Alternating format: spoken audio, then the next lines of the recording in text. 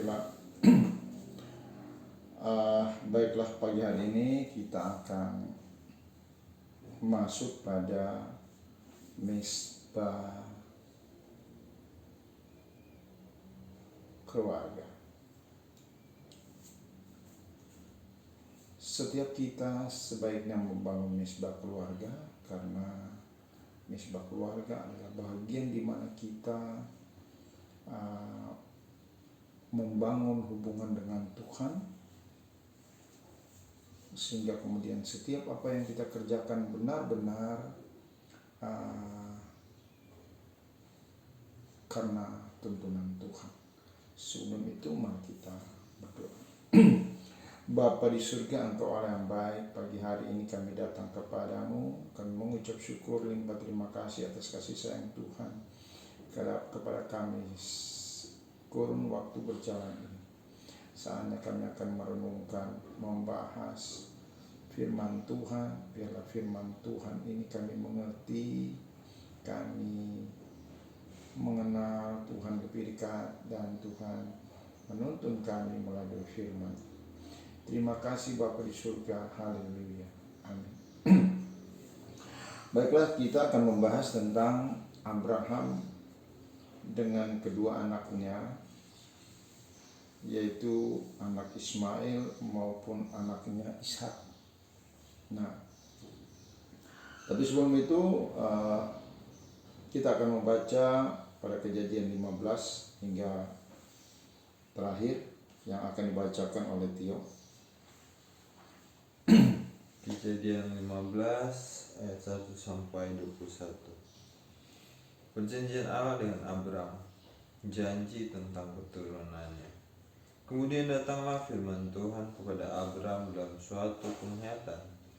Janganlah takut Abram, akulah perisaimu, upahmu akan sangat besar. Abram menjawab, ya Tuhan Allah, apakah yang akan engkau berikan kepadaku? Karena aku akan meninggal dengan tidak mempunyai anak, dan yang akan mewarisi rumahku ialah Eliezer orang Damsyik itu. Lagi kata Abram, engkau tidak memberikan kepadaku keturunan, sehingga seorang hambaku nanti menjadi ahli warisku. Tetapi datanglah firman Tuhan kepadanya demikian, orang ini tidak akan menjadi ahli warismu, melainkan anak kandungmu, dialah yang akan menjadi ahli warismu. Lalu Tuhan membawa Abram keluar serta berfirman, coba lihat ke langit, hitunglah bintang-bintang jikalau engkau dapat menghitungnya. Maka firman-Nya kepadanya, demikianlah banyaknya nanti keturunanmu. Lalu percayalah Abram kepada Tuhan, maka Tuhan memperhitungkan hal itu kepadanya sebagai kebenaran. Lagi firman Tuhan kepadanya, akulah Tuhan yang membawa engkau keluar dari Ur Kasdim untuk memberikan negeri ini kepadamu untuk menjadi milikmu. Kata Abram, ya Tuhan Allah, dari manakah aku tahu bahwa aku akan memilikinya? Firman Tuhan kepadanya, ambillah bagiku seekor lembu betina berumur 3 tahun, seekor kambing betina berumur 3 tahun, seekor domba jantan berumur 3 tahun, seekor burung tekukur, dan seekor anak burung merpati. Diambilnyalah semua itu bagi Tuhan, dipotong dua, lalu diletakkannya bagian-bagian itu yang satu di samping yang lain. Tetapi burung-burung itu tidak dipotong dua. Ketika burung-burung buas hingga pada daging binatang-binatang itu, maka Abram mengusirnya. Menjelang matahari terbenam, tertidurlah Abram dengan nyenyak. Lalu turunlah meliputinya gelap gulita yang mengerikan. Firman Tuhan kepada Abram, ketahuilah dengan sesungguhnya bahwa keturunanmu akan menjadi orang asing dan dalam suatu negeri yang bukan kepunyaan mereka, dan bahwa mereka akan diperbudak dan dianiaya 400 tahun lamanya. Tetapi bangsa yang akan memperbudak mereka akan kuhukum, dan sesudah itu mereka akan keluar dengan membawa harta benda yang banyak. Tetapi engkau akan pergi kepada nenek moyangmu dengan sejahtera, engkau akan dikuburkan pada waktu telah putih rambutmu. Tetapi keturunanmu yang keempat akan kembali ke sini, sebab sebelum itu kedurjanaan orang Amori itu belum genap.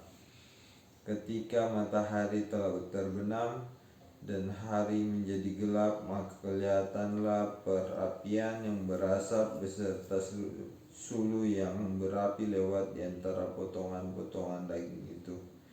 Pada hari itulah Tuhan mengadakan perjanjian dengan Abram serta berfirman, kepada keturunanmu lah kuberikan negeri ini, mulai dari sungai Mesir sampai ke sungai yang besar itu, sungai Efrat, yakni tanah orang Keni, orang Kenas, orang Kadmon, orang Het, orang Feris, orang Refaim, orang Amori, orang Kanaan, orang Girgazi, dan orang Yebus itu.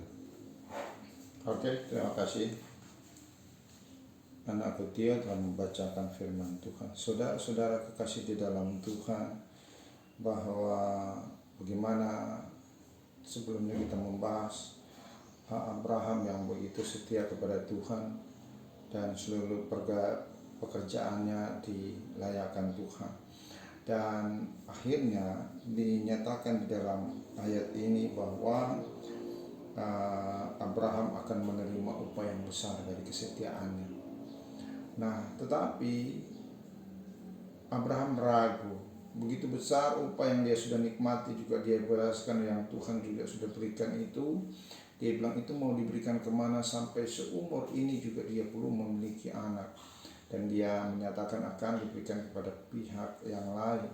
Tetapi tidak, Tuhan katakan bahwa aku akan memberikan seluruh upah yang kuberikan kepadamu adalah kepada keturunanmu.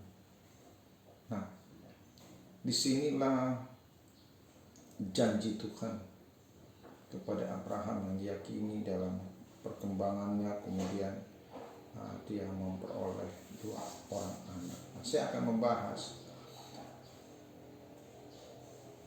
ketika suatu yang begitu panjang yang dia hadapi, keraguan tentang untuk memperoleh keturunan itu makin besar karena umur semakin tua, tetapi janji Tuhan itu juga belum ada. Nah, tibalah keresahan, klimaks keresahan itu, baik Abraham maupun istrinya Sarah mencari solusi sendiri berdasarkan perasaan analisa manusia, sehingga kemudian solusinya mereka mencari anak lewat tanpa persetujuan Tuhan, dan lahirlah Ismail melalui Hagar yang diberikan oleh Sarah untuk menjadi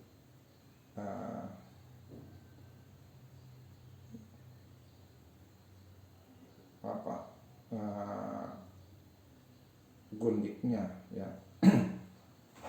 Saudara-saudara kekasih, lahirlah Ismail. Nah, ketika lahir Ismail, Sarah justru tidak menikmati apa yang mereka rasakan bahwa itu bagian daripada anaknya, tetapi justru itu merupakan sebuah kebanggaan bagi Hagar, sehingga Hagar merasa tersaingi, Sarah merasa tersaingi dengan adanya Ismail sebagai satu-satunya saat itu keturunan dari Abraham. Nah, suasana perang batin ini kemudian menjadi makin tidak menyenangkan oleh Sarah. Nah, inilah pilihan-pilihan Tuhan, pilihan-pilihan manusia kadang-kadang tidak menyenangkan.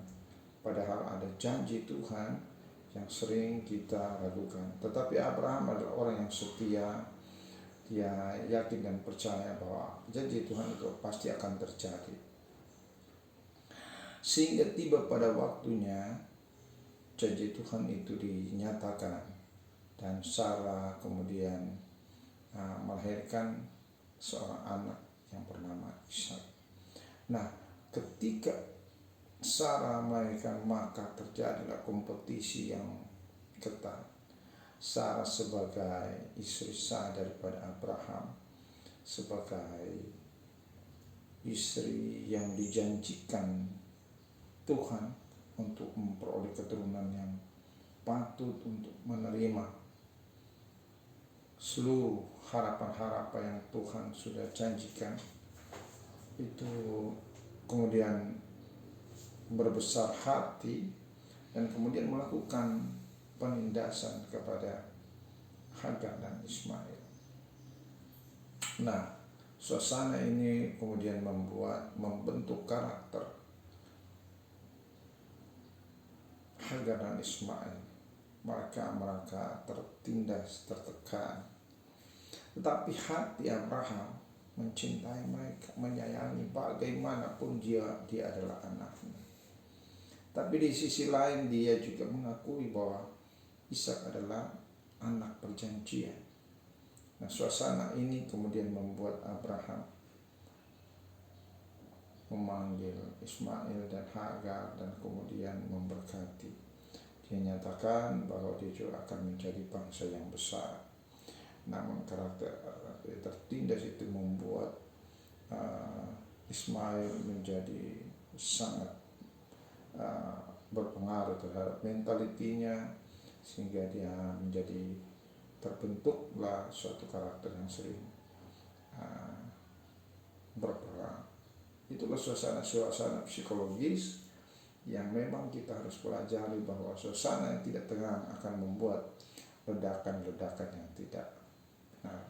Walaupun memang Tuhan juga memberkati mereka.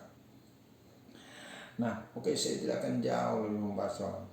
Tapi kemudian kita datang kepada Ishak, anak perjanjian itu. Itu juga tidak membuat juga dalam karakter pembentukannya juga dia tidak menjadi sombong.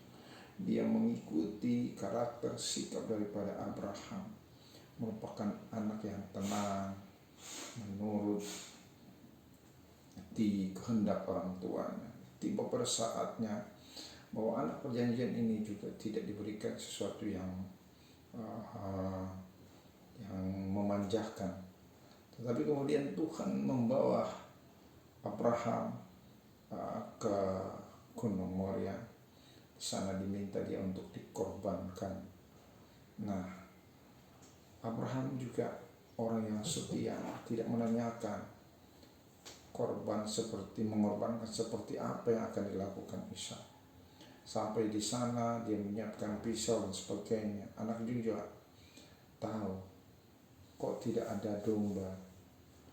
Nah, ketika mau menjadi korban bakaran, Ishak juga Abraham diuji bagaimana dia yang sangat mencintai Tuhan, sangat mencintai anaknya, tidak mengeluh. Dia tahu bahwa ketika janji Tuhan ditepati, dia tahu juga janji Tuhan ya dan amin akan terjadi sesuatu, bahwa cinta Tuhanlah segala-galanya. Janji ketika dia memperoleh anak merupakan pegangan yang kuat, bahwa dia percaya bahwa apa yang Tuhan lakukan itu baik adanya, sehingga segala sesuatunya dia kerjakan dengan tulus, dia kerjakan dengan benar-benar, karena dia tahu Tuhannya yang dia sembah, Tuhan yang dia hormati sebagai penuntun pembimbing hidupnya adalah Tuhan yang menepati janjinya. Sehingga dia pun juga tidak mau bertanya-tanya Ishak dikorbankan dan akan jadi seperti apa. Sementara di pihak lain, Ishak yang akan merasa mengalami penganiayaan juga tidak mau bertanya, juga membiarkan dirinya.